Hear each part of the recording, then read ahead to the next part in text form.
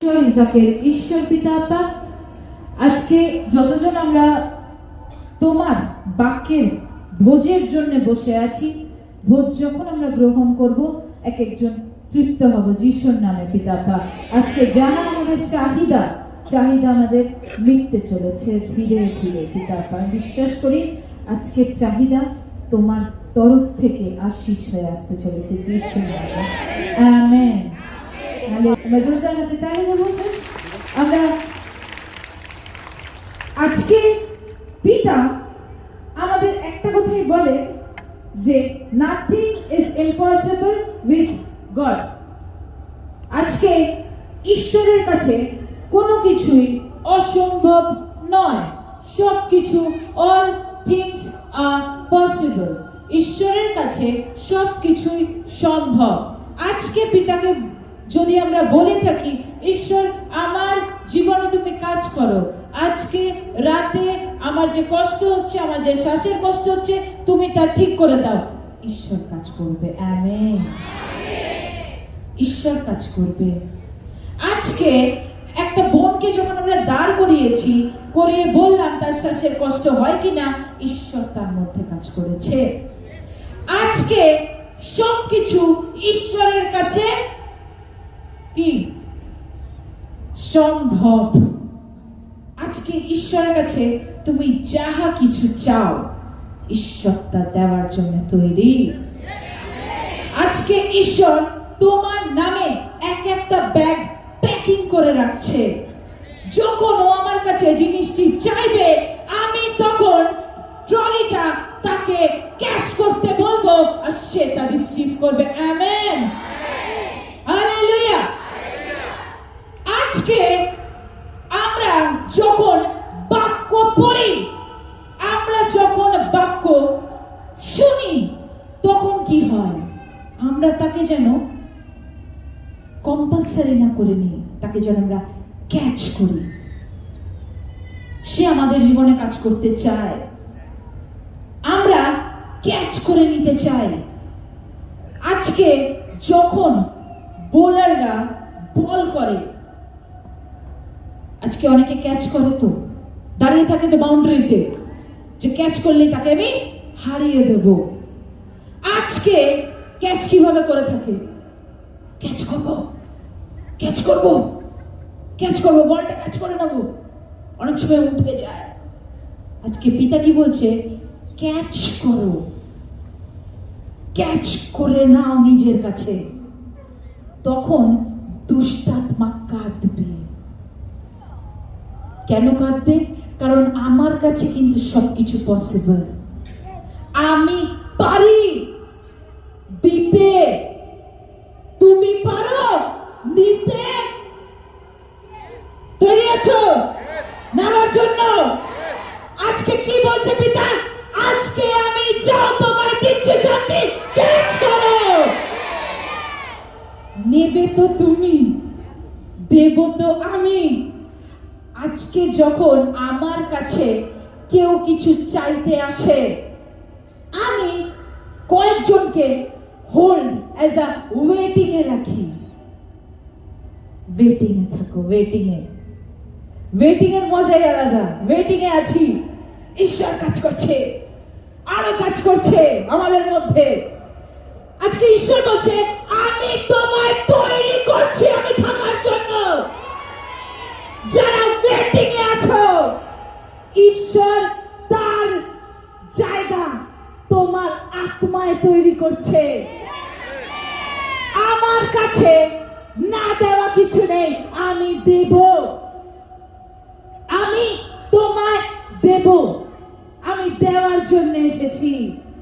আজকে যখন আমি তোমায় দেব, তখন তুমিও যেন সেটাকে হোল্ড করে রাখতে পারো। আজকে দিল, নিয়ে নিলাম, সাইড থেকে বেরিয়ে চলে গেল, বলটা ফসকে গেল। Right, thank you.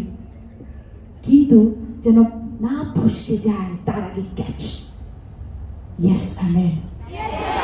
আজকে আমি পেয়েছি, যেটা আমি চেয়েছি সেটা আমি পেয়েছি। যেটা আমি চাইনি সেটাও আমি পেয়েছি। আমেন।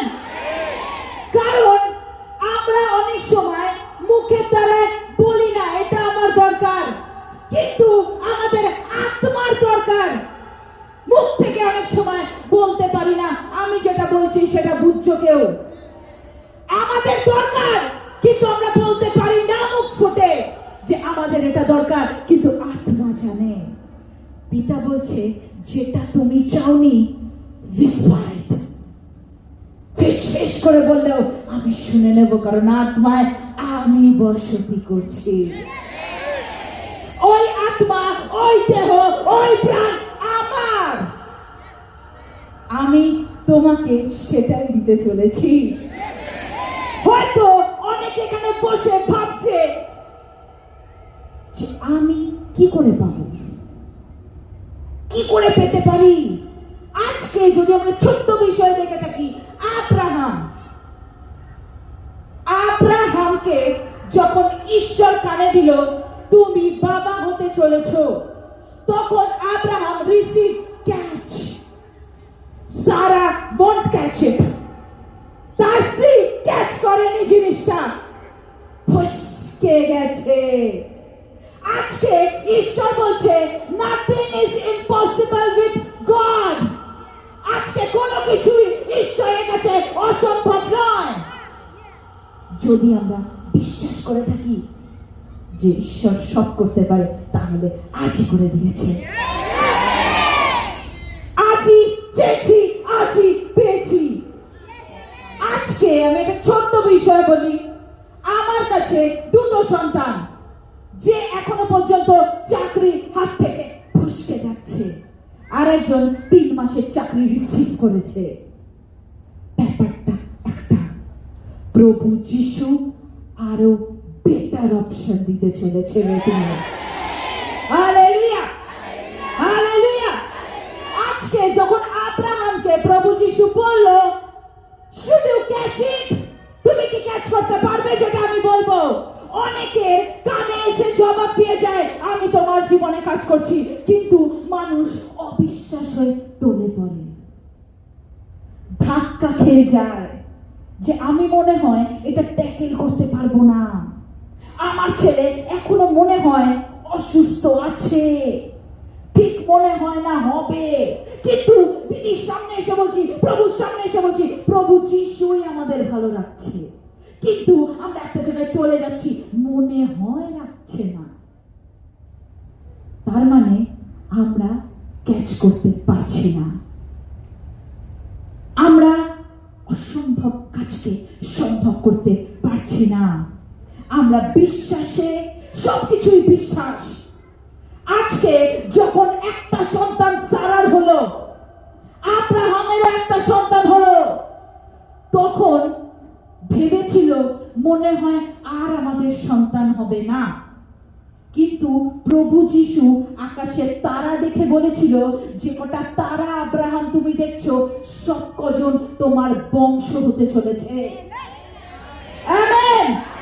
কিন্তু কোন একটা জায়গায় ওরা ভেবেছিল মনে হয় একটা সন্তানের পর ঈশ্বর আর দেবে না, কিন্তু আমি বলছি, আমার বাক্য বলছে, আমার ঈশ্বর বলছে, ঈশ্বরের বাক্য সব সময় রাইট হয়, রং হয় না।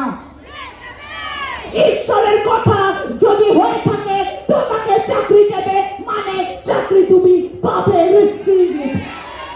আজকে যদি ঈশ্বর বলে থাকে তোমার স্ত্রী গর্ভবতী হবে, মানে হবে, কিন্তু ওয়েট ফর গড, ঈশ্বরের জন্য তুমি অপেক্ষা করো, কারণ ঈশ্বর যাকে তোমার মধ্যবর্তী হয়ে আনতে চলেছে সেই যেন নাম্বার 1 যেতে পারে। Amen, amen. আজকে যখন আব্রাহাম আর সারা পিছিয়ে পড়ছিল যে আমার একটাই হবে হয়তো সন্তান, আর হবে না, কিন্তু একটাই প্রশ্ন, ঈশ্বর আবার কানে এসে বলল যে আবার আব্রাহাম তুমি পুত্রের বাবা হতে চলেছ। Amen, amen. কারণ ঈশ্বরের কাছে সবকিছুই সম্ভব। Hallelujah, hallelujah. ঈশ্বর বলছে যদি তুমি আমায় বিশ্বাস করে থাকো, তাহলে তোমার দেব যেটা তোমার জীবনে চাহিদা। আজকে আত্মা না, আত্মা থেকে বের করে আমরা প্রার্থনা করি যে পিতা আমাদের দরকার, আমাদের এটি দরকার, আমাদের রিপোর্ট নরমাল হওয়া দরকার। আজকে পিতা তুমি আমার সাথে কথা বলো, এটা আমার ভীষণ দরকার। তোমার সাথে আমি বন্ধু হতে চাই, আমার ভীষণ দরকার। পিতা কোন একটা জায়গায় বলে, আমি আমার ছেলেমেয়েদেরই বলছিলাম, আজকে পিতা তোমাদের মাথার উপর হাত রাখছে, সেটা রাখতে দাও। তুমি বেরিয়ে যেও না, রাখতে দাও। ঈশ্বর চায় কলকাতাকেও ভালো রাখতে। ঈশ্বর চায় সবার বাড়ির তারা হতে। ঈশ্বর চায় সবার ভেতরের স্টার হতে। হালেলুয়া। আমরা বচনে যাব। লুক লিখিত সুসমাচার, লুক লিখিত সুসমাচার, নতুন নিয়ম, নতুন নিয়ম, লুক লিখিত সুসমাচার 45, 1:45 আমরা পড়ব। আর ধন্য যিনি বিশ্বাস করিলেন, কারণ প্রভু হইতে যাহা যাহা তাহাকে বলা গিয়াছে সে সমস্ত সিদ্ধ হইবে। আমেন। ঈশ্বর তোমার সাথে কথা বলছেন, তোমরা যাহা যাহা কিছু চাইবে, ঈশ্বর তোমার সাথে থাকতে চলেছে। বিশ্বাস কতজনের? যতজন মুখের দ্বারা না অন্তরে বিশ্বাস করছো প্রভু যিশু আমার, ততজনকে ঈশ্বর সর্বদা পাশে থাকতে চলেছে। আমেন। আজকে পিতা একটা নগর থেকে যাচ্ছিল, মানে একটা রাস্তা থেকে যাচ্ছিল, গলি থেকে যেতে যেতে হঠাৎ করে একজন বাবা দৌড়ে আসে, এক ছেলের বাবা। যখন দৌড়ে আসে, তখন দৌড়ে এসে তার পাটি চরণটি ধরে, দৌড়ে এসে প্রভু যিশু। তখন প্রভু যিশু বলে, আহ আহ এরকম করছো কেন, কি হয়েছে? বলে, প্রভু আমি তোমার শিষ্যদের কাছে গেছিলাম, 12 জন শিষ্য যে তুমি তৈরি করেছো। তখন প্রভু যিশু বলছে যে কেন গেছিলে? বলে, আমার ছেলে এমন ভূতগ্রস্ত করে রেখেছে যে রাতের বেলা তার মধ্যে কেউ আসে, এসে কথা বলে, ভিন্ন প্রকারের ব্যবহার করে, আর মনে হয় যেন কাতরাতে কাতরাতে পড়ে গেল নিচে ছটকায়। প্রভু যিশু বলছে, তাহলে কি হবে? তখন বলছে প্রভু যিশু, আমার তোমার প্রতি ভরসা আছে, তোমার প্রতি আমার বিশ্বাস আছে। যাকে তুমি অন্ধকার থেকে বার করতে পারো, যাকে তুমি দৃষ্টি দিতে পারো, যাকে তুমি খাদ্য দিতে পারো, যাকে তুমি অধিক দিতে পারো, তাহলে তুমি আমাকেও, আমার ছেলেকেও সুস্থ করিতে পারিবে। আমেন। এমন সময় প্রভু যিশু তার কোনো কথায় ভালোবাসেনি, শুধু একটা কথায় ভালোবেসেছে, ভরসা তোমার প্রতি আছে। আজকে আমরা যেমন ক্যাচ করি বলটি, সেরকম ভাবে ঈশ্বর তার ভরসাটা ক্যাচ করেছে, যে আমি জানি আমি যদি তার মাথায় হাত রেখে দিই, বিশ্বাস করে যে তার ছেলে দাঁড়াতেই হবে। কিন্তু তোমার প্রতিবেশী 4টে বাজে কথা বলছে, কোনোদিন হবে না। এ ভুয়ো কথা, এ তো ধর্মের কথা, যাস না দিকে। কিন্তু বাবা ছিল ভরসা, বাবা ছিল একাত্মা ছিল, কিন্তু এমন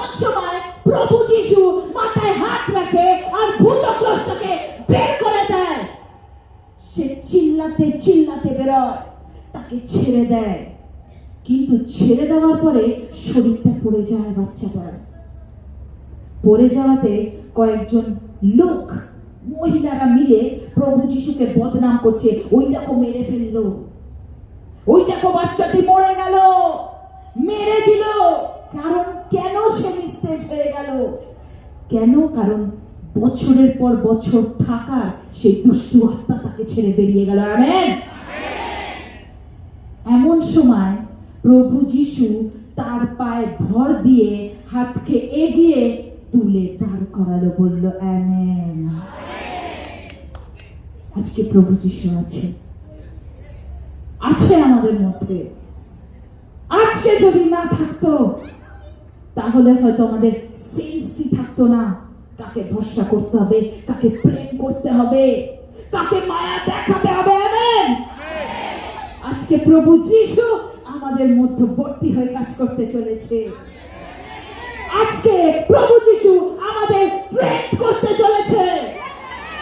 আমরা প্রভু যিশুকে যত কাছে পাবো, আমরা যুদ্ধে তত জয়ী হব।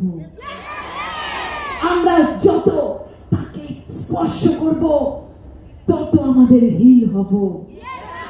আমরা যত ঈশ্বরকে দেখতে চাইবো, আমাদের চোখ হবে শুদ্ধ। হালেলুয়া। আমরা জোরদার ঈশ্বরের জন্য হাততালি দেব। আমরা উঠে দাঁড়াবো, আমাদের রুমালকে নিয়ে হাতে আমরা রুমালকে ধরবো।